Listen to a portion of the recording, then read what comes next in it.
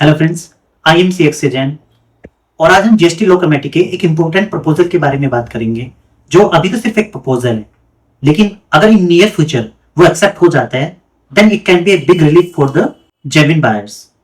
अभी GST law के according अगर किसी ने गुड्स परचेज करी है, उसके पास टैक्स इनवॉइस है,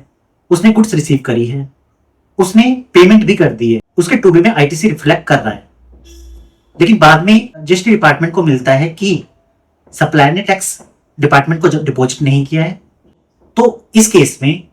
डिपार्टमेंट बायर को बोलता है कि since supplier has not deposited the tax to the department then you have to reverse the ITC.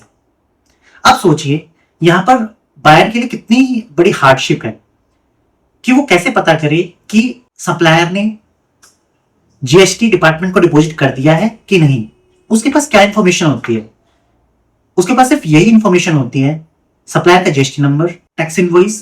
आपके टूबी में इनवॉइस रिफ्लेक्ट कर रहा है कि नहीं, आपके पास आपने जो पेमेंट सप्लायर को करी है उसको पेमेंट के प्रूफ। सो इन चीजों को ध्यान में रखते हुए आप सोचिए कि गलती सप्लायर की है और नुकसान